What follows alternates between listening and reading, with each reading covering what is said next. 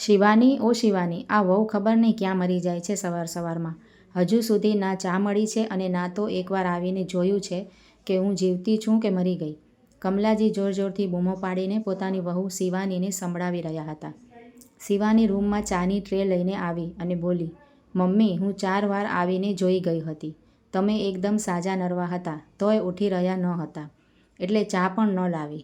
હું તમારી આ વાતથી કંટાળી ગઈ છું કે રોજ તમારા ઓશિકા પાસે ચા મૂકીને તમને અવાજ લગાવતી જાઉં છું કે મમ્મીજી ચા લઈ લો, અને તમે નસકોરા બોલાવીને સૂતા રહો છો, અને પછી તે ચા ફેંકી દેવામાં આવે છે અને નવી ચા બનાવવામાં આવે છે.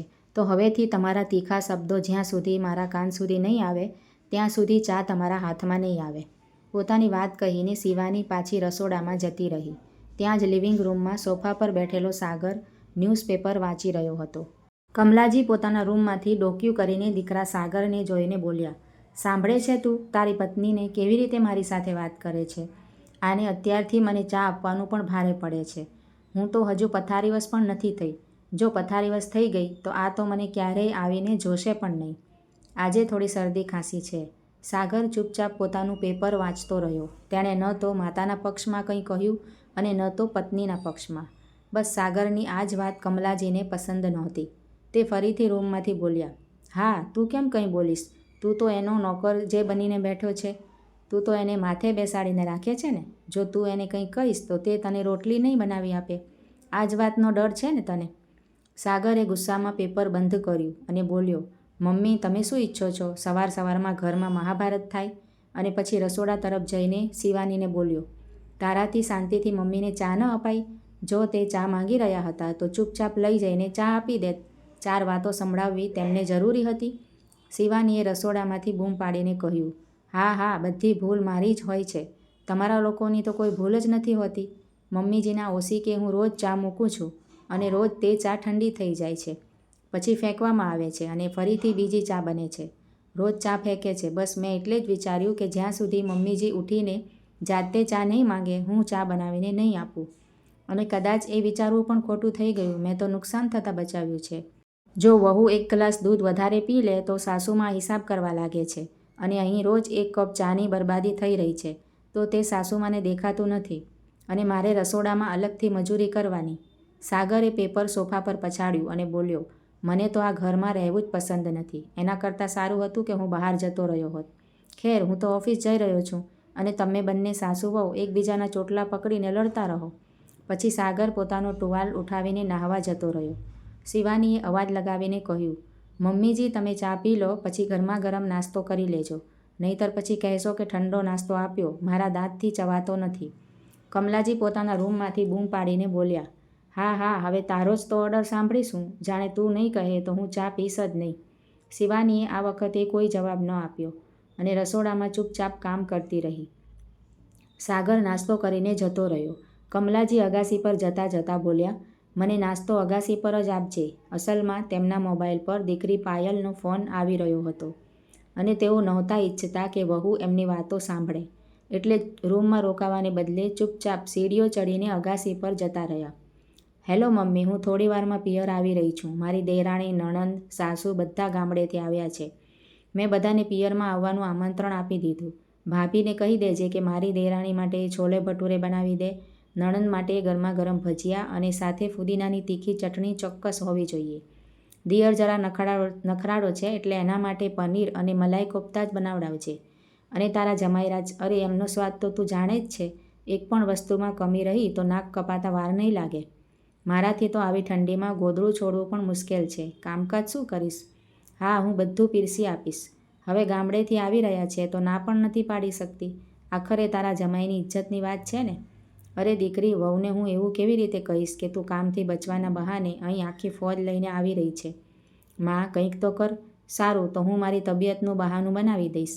વહુને કહી દઈશ કે મારી તબિયત બહુ ખરાબ છે અને તું મને જોવા આવી રહી છે. બસ પછી શું? રસોડું પણ એનું, મહેનત પણ એની, અને મહેમાનોની આગતા સ્વાગતા પણ એની જ. કમલાજીએ ફોન મૂક્યો જ હતો કે ત્યારે શિવાની અગાસી પર પહોંચી ગઈ. તેણે 2 પરોઠા ગરમા ગરમ બનાવ્યા હતા. એને લઈ જઈને સાસુને આપી દીધા.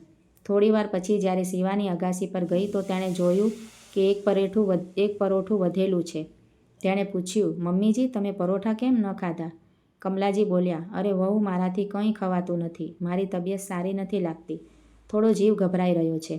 એક તો સવારથી મારી તબિયત સારી નથી, ઉપરથી તું મને સંભળાવી જ જાય છે. સારું સાંભળ વહુ, હમણાં જ મારી દીકરી જમાઈનો ફોન આવ્યો છે. બધા મને જોવા આવી રહ્યા છે. જ્યારે તે પિયર આવવા નીકળી રહી હતી ત્યારે ગામડેથી તેના પરિવારવાળા આવી ગયા, તો અત્યારે મને જોવા આવી રહ્યા છે. હવે તે મોં ખોલીને સામેથી ના પણ નહોતી પાડી શકતી ને, કારણ કે મારી તબિયત ઠીક નથી. શિવાનીએ આશ્ચર્યથી કહ્યું, પણ મમ્મીજી તમને બસ સામાન્ય શરદી ખાંસી જ તો છે. એ તો ઠંડીમાં બધાને થઈ જાય છે. મને પણ ખાંસી થાય છે, મારી મમ્મીને પણ છે. તો શું હું પણ પિયર ભાગી જાઉં? હરતા ફરતા દેખાઈ રહ્યા છો, પેટ ભરીને જમી રહ્યા છો. કમલાજી ગુસ્સે થઈ ગયા. મારી તબિયત ઠીક નથી, મારી હાલત હું જ જાણું છું, સમજી? પછી નાટક કરતાં ધીમેથી બોલ્યા, કાલે રાત્રે બહુ તાવમાં પડી હતી. તો તમે અમને અવાજ આપ્યો હોત ને મમ્મીજી, હું દવા આપી દેત. દવા લાવત કે તું ખુશી ખુશી મને ઝેરની ગોળી ખવડાવી દેત. તું તો એ જ ઈચ્છે છે ને કે આ ડોસી જલ્દી મરી જાય અને તારો પીછો છૂટે, આઝાદીથી જીવી શકે. પણ મારી દીકરી કેટલી તરફડી રહી છે મારી એક ઝલક જોવા માટે. હવે વધારા બહાના ના બનાવ. જા મારી દીકરી અને એના સાસરિયાઓ માટે સ્વાદિષ્ટ રસોઈ બનાવ. અને હા, એના દિયર, દેરાણી, સાસુ, નણંદની પસંદ પ્રમાણે અલગ અલગ બનાવજે. મારું નાક ન કપાવતી પાછી. હા હા મમ્મીજી, મને બધું યાદ છે. 15 દિવસ પહેલાં જ તો દીદી પોતાની સાસરીની આખી ટીમ લઈને આવ્યા હતા. શિવાની મનમાં બબડવા લાગી. અરે છીંક આવી નથી કે દીકરીના ઘરે ઢોલ વાગી ગયો અને ત્યાંથી મહારાણી પાલખીમાં બેસીને ચાલ્યા આવે.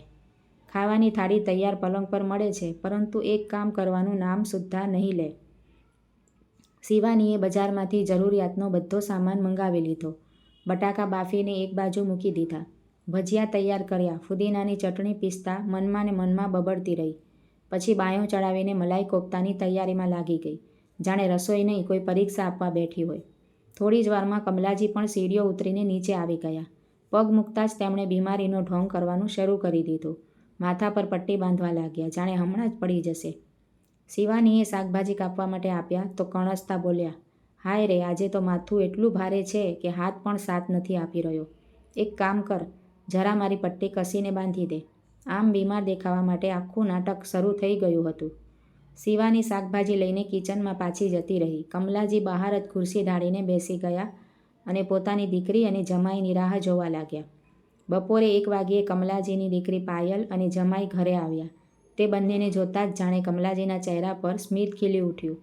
તે બહારથી જ અંદર અવાજ લગાવતા બોલ્યા, શિવાની, ઓ શિવાની, જો મારી દીકરી જમાઈ અને સાસુ નણંદ બધા આવી ગયા. ચાલ જલ્દીથી પાણી લઈને આવ. કમલાજીએ પોતાની દીકરી અને સાસરિયાઓને હોલમાં બેસાડ્યા અને બોલ્યા, કહો વેવાણજી, કેવી છે તમારી તબિયત? પાયલના સાસુએ કહ્યું, ઠીક છે બહેનજી, હવે તો આ ઉંમરમાં આ બધું ચાલ્યા જ કરે છે. અમે તો આજે સાંજે ઘરે જ જઈ રહ્યા હતા કે પાયલ અમને અહીં લઈ આવી. શિવાની પાણીનો ગ્લાસ લઈને સીધી હોલમાં પહોંચી અને ત્યાં થઈ રહેલી દરેક વાત તેના કાને પડી કે દીદી જાણી જોઈને આખી પલટણ લઈને અહીં ચાલ્યા આવ્યા, જેથી તેઓ રસોડાની જવાબદારીમાંથી બચી શકે. તેણે કોઈ પણ પ્રતિક્રિયા આપ્યા વગર ચૂપચાપ પાણી મૂક્યું. પછી સૌથી પહેલાં બધાના ચરણ સ્પર્શ કર્યા. પાયલના સાસુએ માથા પર હાથ મૂકીને આશીર્વાદ આપ્યા. ત્યારબાદ શિવાનીએ બધાને તેમની પસંદગીનું ભોજન પીરસ્યું. છોલે ભટુરે ખાતા ખાતા જમાઈ કરણે કહ્યું, વાહ ભાભી, વાહ, શું છોલે ભટુરે બનાવ્યા છે. દિયર હોય કે પાયલના સાસુ, બધા તેના હાથમાં સ્વાદના દિલ ખોલીને વખાણ કરવા લાગ્યા. એ જ વખાણ સાંભળીને પાયલ અંદર ને અંદર બળીને ખાક થઈ ગઈ. ભોજન પૂરું થતાં જ પાયલના સાસુ, દિયર, દેરાણી અને નણંદ ગામડે પાછા ફરવાની તૈયારીમાં લાગી ગયા. ઠંડીની ઋતુ હતી અને રસ્તો પણ લગભગ 4 કલાકનો હતો, એટલે મોડું કર્યા વગર બધાએ જલ્દી વિદાય લેવાનું જ યોગ્ય માન્યું. વિદાય લેતી વખતે પાયલના સાસુએ ચૂપચાપ શિવાનીના હાથમાં 1000 રૂપિયા આપ્યા. એ નોટો પાયલની આંખોમાં એવી રીતે ખૂંચી ગઈ કે તેની નજર ત્યાં જ અટકી ગઈ. મનમાં ને મનમાં તેણે નક્કી કરી લીધું કે ગમે તે થાય આ રકમ તે વસૂલ કરીને જ જંપશે. પાયલના સાસુ ચાલ્યા ગયા, પણ પાયલ અને તેનો પતિ કરણ ત્યાં જ 2-4 દિવસ માટે રોકાઈ ગયા. શિવાની કિચન સાફ કરવા લાગી ગઈ. પાયલ ત્યાં આવી અને બોલી, વાહ ભાભી, તમારી સાલ તો બહુ સરસ લાગી રહી છે. શિવાનીએ બસ બદલામાં સ્મિત આપ્યું, કારણ કે તેને ખબર હતી કે જો અત્યારે મેં કંઈ કહ્યું તો તરત કહી દેશે કે આ મને આપી દો, પોતાના માટે બીજી લઈ લેજો. પરંતુ કમલાજી ક્યાં ચૂપ રહેવાવાળા હતા. તે બોલ્યા, હા, આ કાશ્મીરથી લાવી હતી ને પોતાની પહેલી એનિવર્સરી પર ત્યારે લઈને આવી હતી. જો તને પસંદ છે તો તું લઈ લે.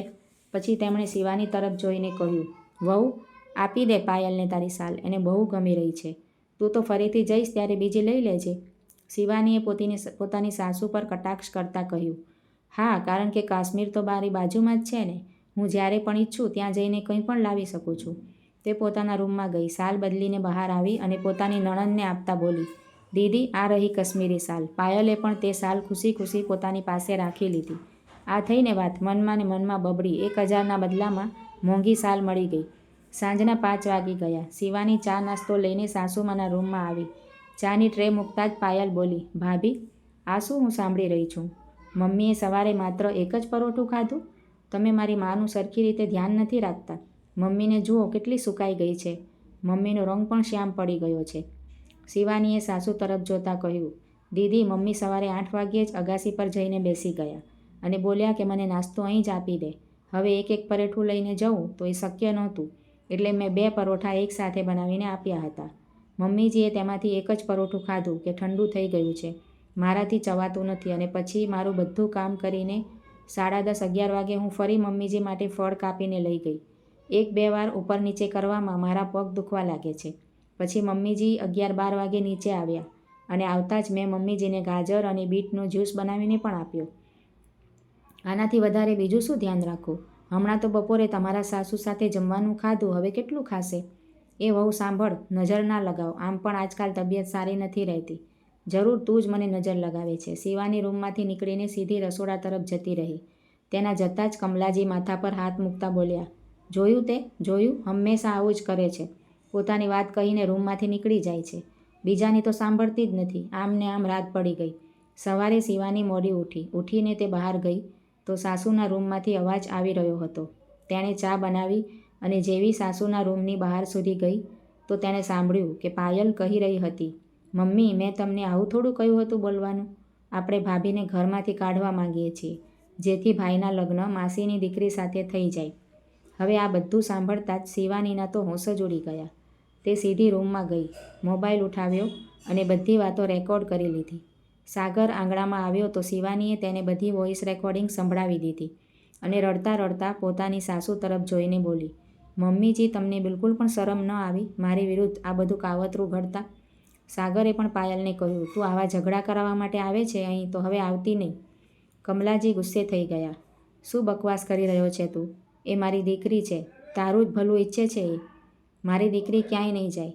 તો ઠીક છે માં, તમને તમારી દીકરી અને જમાઈ મુબારક.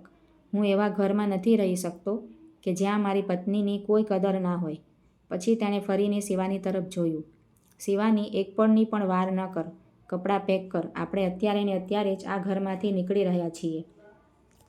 થોડા સમય પછી દીકરી અને જમાઈ પણ પોતાના ઘરે ચાલ્યા ગયા. હવે કમલાજી જાતે જ ગૂંથેલી ઝાડમાં ફસાઈ ચૂક્યા હતા. ક્યારેક સંબંધોથી ભરેલું રહેતું ઘર આજે સન્નાટાથી ભરેલું હતું અને દરેક તહેવાર સૂનો લાગતો હતો. તેમણે ઘણીવાર દીકરા સાથે વાત કરવાની પૂરી કોશિશ કરી, પરંતુ દર વખતે નિરાશા જ હાથ લાગી. ના વહુએ ફોન ઉપાડ્યો, ના દીકરાએ. ઘણા દિવસો પછી કમલાજી હિંમત ભેગી કરીને દીકરાના ફ્લેટ પર પહોંચ્યા. આંખોમાં આંસુ હતા, હાથ જોડેલા હતા. કદાચ આજે દીકરો જોઈ લે, કદાચ વહુનું દિલ પીગળી જાય. કમલાજી સમજી ગયા હતા કે એમણે બહુ મોટી ભૂલ કરી છે. તેઓ દીકરીના પ્રેમમાં એવા આંધળા થઈ ગયા હતા કે વહુ સાથે અન્યાય કરી રહ્યા હતા. જ્યાં વહુ અને દીકરી વચ્ચે ભેદભાવ કરવામાં આવે છે, એ ઘરને તૂટવાથી કોઈ નથી બચાવી શકતું. તો મિત્રો, તમારું આ વાર્તા વિશે શું કહેવું છે એ મને કમેન્ટ કરીને જરૂરથી જણાવજો અને ચેનલને સબસ્ક્રાઈબ કરવાનું ભૂલશો નહીં. વિડીયો જોવા માટે બધાનો આભાર છે. Thank you.